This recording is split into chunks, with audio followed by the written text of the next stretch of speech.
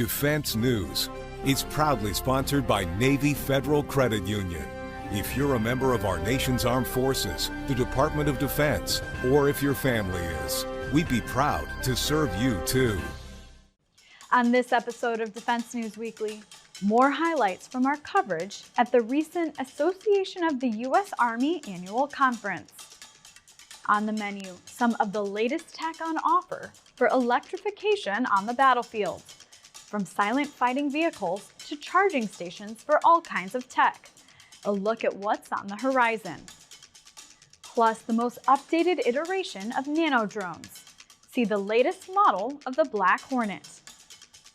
And insight on the Army's most recent modernization and acquisition efforts. Also, do you know what wins wars? Logistics. We talk with the head of the Sustainment Command on how he's planning for potential conflict. It's those stories and more in the latest in news and analysis from the Pentagon to the platoon, here on Defense News Weekly.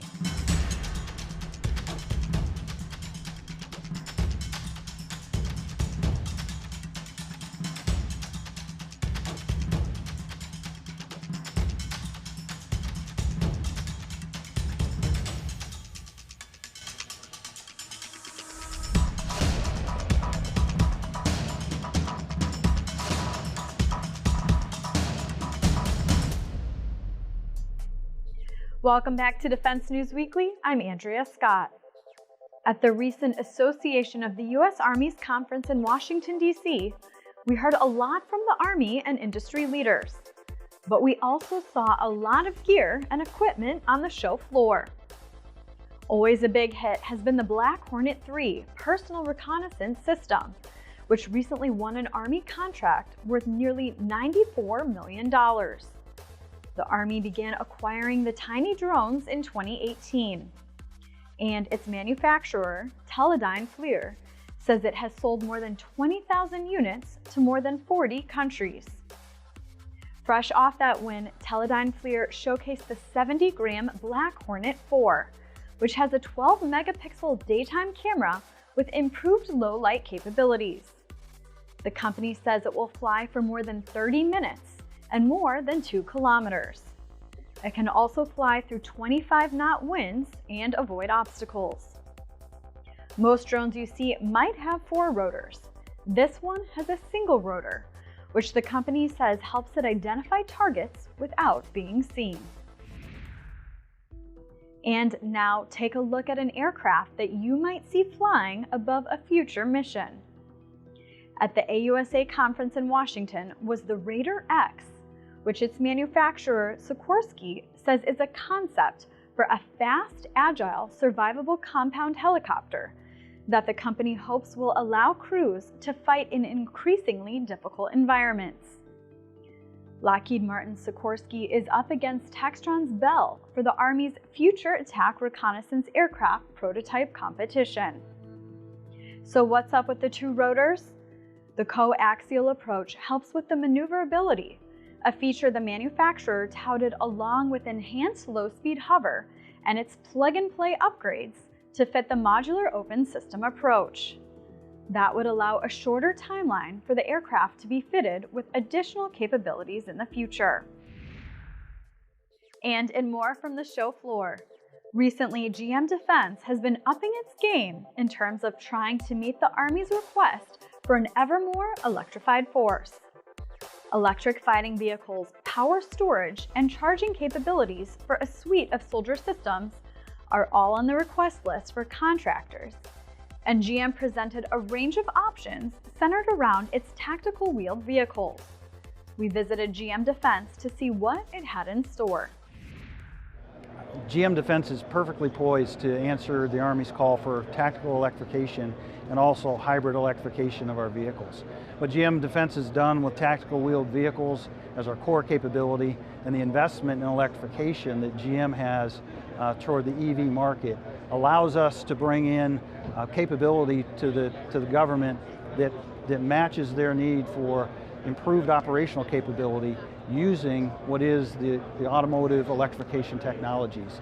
And so we've got proposals that take that capability the electrification capability, put it into a tactical wheeled vehicle platform, and provide a hybrid electrification capability that extends mission duration, provides onboard power to power mission systems, provides silent watch, silent drive, low thermal signature, and extended mission duration beyond what we can do with typical ICE-powered or internal combustion engine vehicles on a mission set that includes being on station for hours and even days operating equipment from the onboard electrical power systems.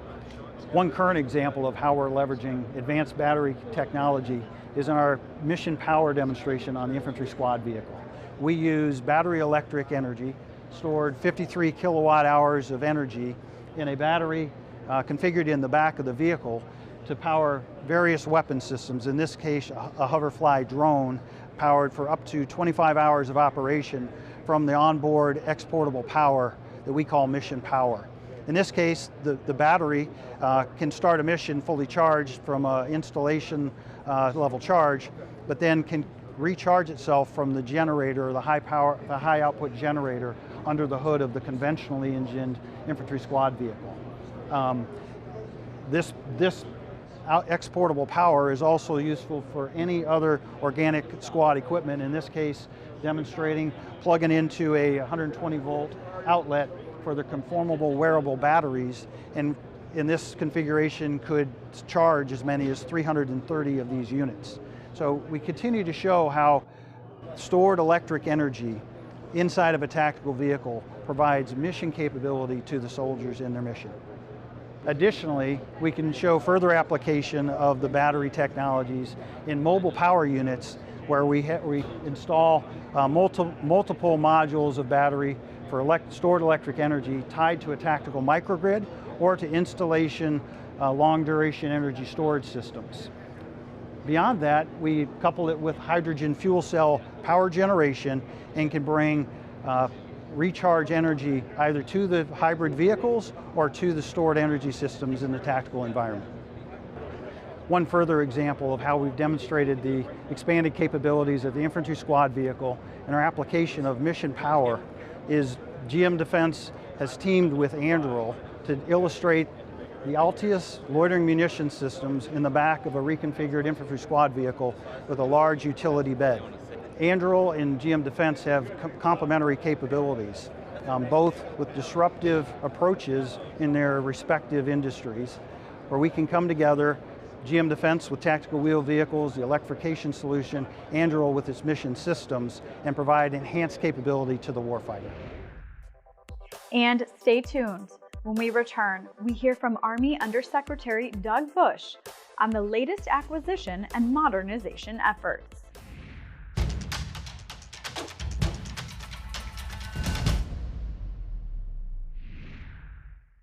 Welcome back. The Army is focused on modernizing the service, as well as fixing challenges to ammunition supply chain and integrating artificial intelligence. Getting soldiers' hands on the things they need to fight effectively is the job of Doug Bush, Assistant Secretary of the Army for Acquisition, Logistics, and Technology.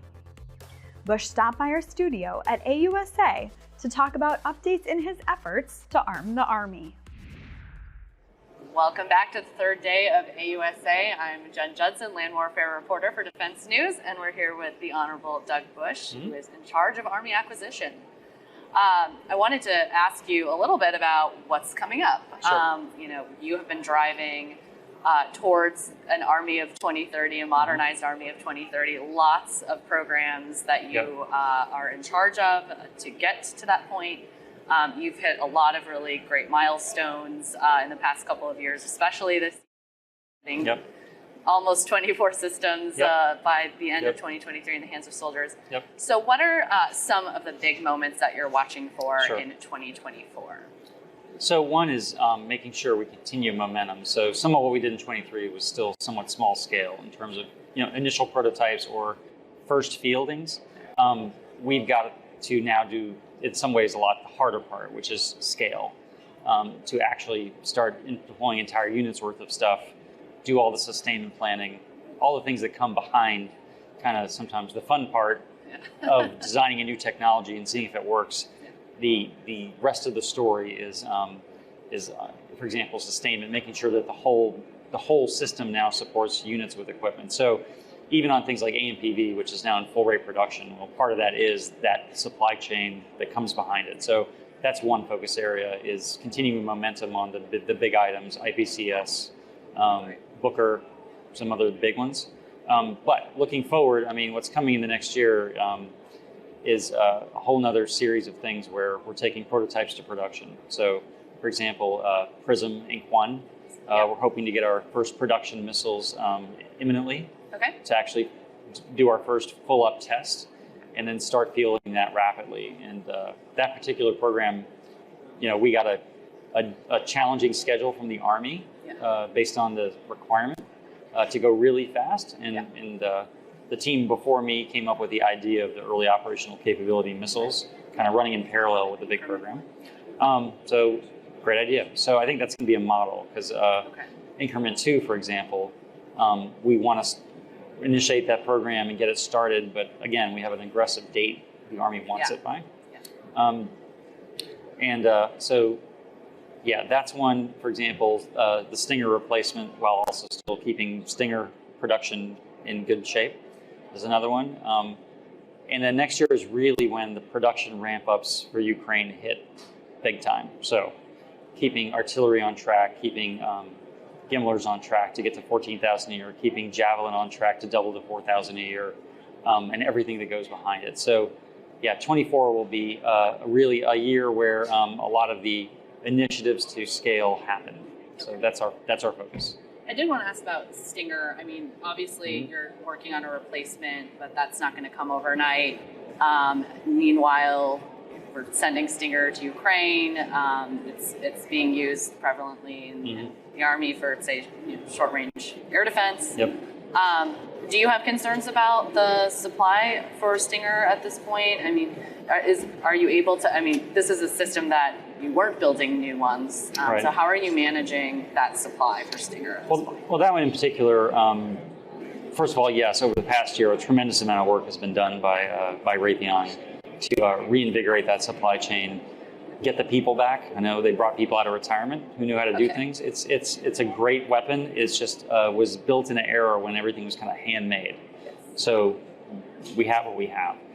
The other part of the effort has been refurbishing. So I visited McAllister Army Depot in Oklahoma, where we're taking old ones and just improving them and giving them more shelf life, which is another way to pad the stocks. So that's more than 1,000 missiles right there.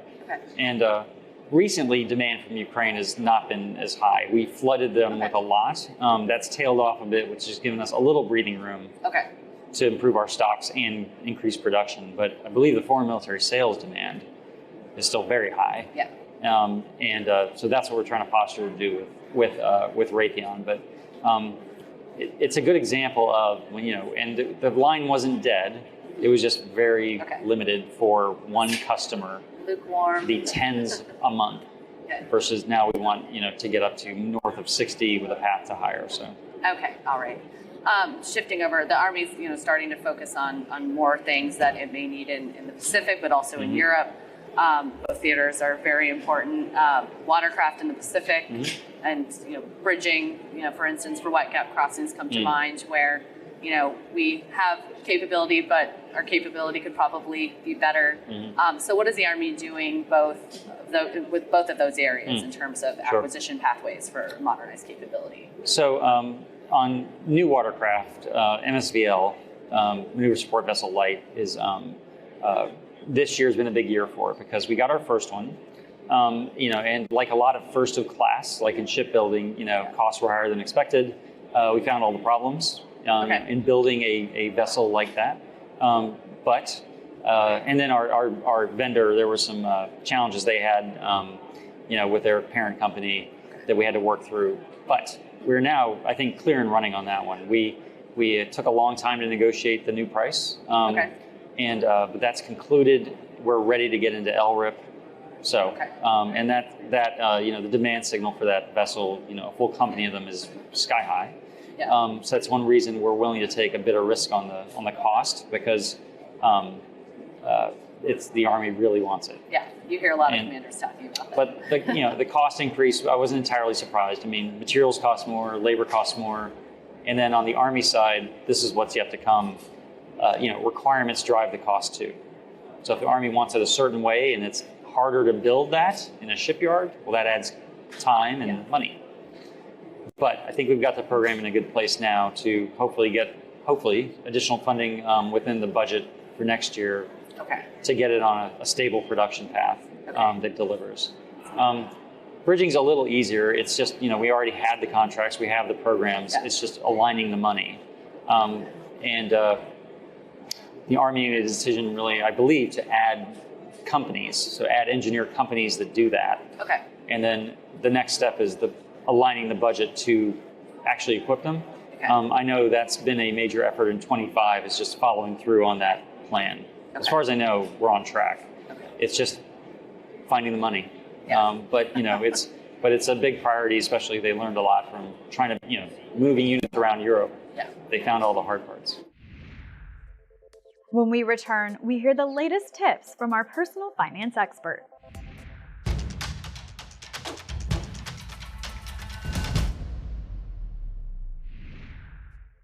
Welcome back. On this edition of Money Minute, Navy Federal Credit Union personal finance expert Jeanette Mack is back with a message for Gen Xers on how to prepare for retirement. The National Institute on Retirement Security found that the typical Gen X household has only $40,000 in retirement savings. Meanwhile, most Americans estimate they'll need at least $1 million in savings to retire comfortably. So ask yourself, are you on the path to retirement readiness? The answer will depend on what you're doing now to make sure your golden years are everything you dream of. Start to pay down high-interest debt and try to own your home outright. The idea is to be debt-free when you reach retirement to make room in your budget for living expenses, healthcare, insurance, and leisure income. If your employer offers a 401k plan, take advantage. Don't leave money on the table. Match their contribution to maximize your annual savings. And be sure to keep up an emergency savings fund for the unexpected as well. You can't plan for everything, but you can be prepared. And with the right amount of preparation and planning, you can realize the retirement of your dreams. Thanks, Jeanette. We'll see you next week. To get more coverage of military and defense topics, set your targeting computer to militarytimes.com as well as defensenews.com. And to be the most up-to-date pilot on the flight line, sign up for our Early Bird Brief newsletter, compiled each morning to bring you the latest headlines. It's also in audio. Check out the podcast version out each weekday wherever you get your podcasts. And if social media is where you get your open source intelligence, follow us on YouTube, Facebook, Instagram, and X. And stick around. There's more Defense News Weekly after the break.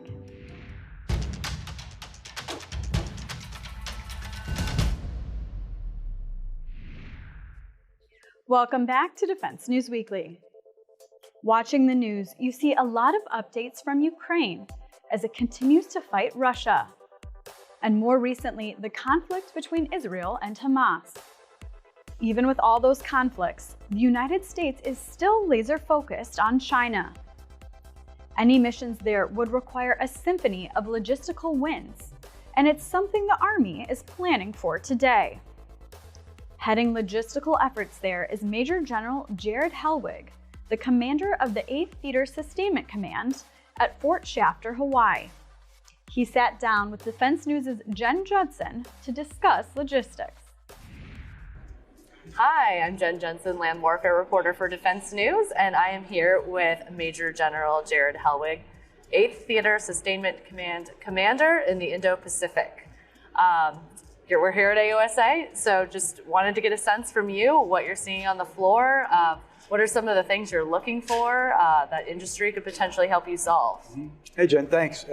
Yeah, it's been a great visit so far. I mean, it's always great to get here to see all of the industry capabilities. Yeah. This year we did a whole series of exercises in the Pacific. Operation Pathways. It's really how the Indo-Pacific gets after campaigning.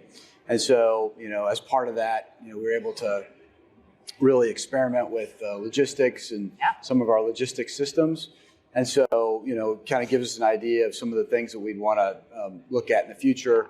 And the vendors around here have got various capabilities. So lots of good solutions. Yeah, and it's Old Home Week. You get to see a lot of people that you know. So absolutely. I mean, obviously, the Indo-Pacific is a major focus for the U.S. Army going forward, and as it thinks about modernizing. You recently conducted a massive exercise when it comes to logistics and sustainment. In addition to your Operation Pathways exercises, Talisman Sabre with Australia. So talk a little bit about what you accomplished in that exercise in terms of things that the Army needs to refine, learn as we move forward and modernize not only weapon systems, but the sustainment logistics process. No, thanks. So yeah, Talisman Sabre was part of Operation Pathways. It was really kind of the second to last exercise, but it was by far the biggest. Okay. 30,000 service members from across all the components, Army being the biggest, and then 13 different nations participating. Pretty neat. And this was really the first time we were able to use contested logistics and get the logistics set out. A lot of times in exercises, what we'll do is kind of set the logistics ahead of time, because we don't want the exercise to get held up. But what General Flynn and Indo-PACOM really let us do in this one was play out the logistics and give us a better sense. Super important. And so it was really helpful because we were able to do multi-echelon, which we don't normally get to have the Theater Sustainment Command, the Expeditionary Sustainment Command, and the brigade logistics elements all working on the same exercise at the same time. So what that helped us with is, how would we communicate across different echelons of command? How do we work out a common operating picture with logistics? And because Australia is a pretty huge continent, a lot of times I'd have people call in or come in and say they're going to come in and, hey, I want to go to here, here, and here in 2 days. And I'm like, no, man, this is as big as the continental United States. We were able to really test that with the differences. And in fact, there was even 2 different time zones. And then we added into that our Australian partners in a combined joint theater sustainment component. So we combined what the Joint Force was doing and the Army with the Australians as well. And so that allowed us to really see how we would work as a coalition and as a joint force. And so that was a really huge highlight of the exercise. We were also able to do joint petroleum over the shore, actually test moving fuel from the high water mark all the way to like a remote location. Say, okay, how does that work? Yeah. And we did joint logistics over the shore, brought in some of the vessels from Transcom, and then downloaded the equipment onto the Army watercraft, and then brought it on the shore. It's pretty amazing. A lot that you accomplished there. I think one of the interesting aspects also of Talisman Sabre is you were permitted by Australia to leave behind, equipment sets. So talk a little bit about how that is meaningful in terms of how you're thinking about setting the theater and sustainment in such an enormous region. Why, getting permission from various countries might be a good solution to potentially keep equipment available and ready in a variety of different areas. No, thanks. Yeah, it's really important to us for a variety of reasons. First and foremost, Australia's got very stringent agricultural access, which is good. We want to respect our partners, but the effort to clean equipment to that standard really makes it a multi-month. In the case of Talisman Sabre, we were cleaning equipment for about 6 months to get it ready for this exercise. And so leaving some of that equipment, of course, naturally allows us the opportunity to not have to do that. It'll stay there, and we won't have to go through that process. It is important to have equipment ready in position in places like Australia. And then it also helps us as we build our partnership with our ally.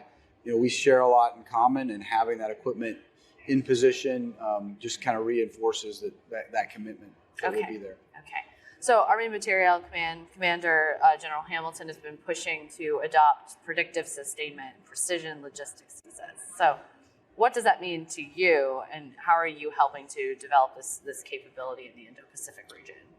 Yeah, I think that we have to be precise in the Pacific. It is so huge and so many locations that we really have to be very intentional and understand what we're doing. Because if we send something to the wrong place, it's not hours of delay; it's days, and in some cases months.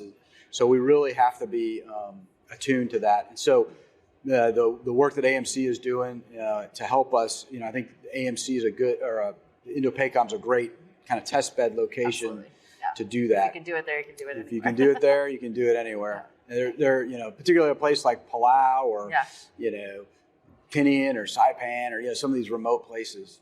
Yes, absolutely. And that's all we have time for in this episode.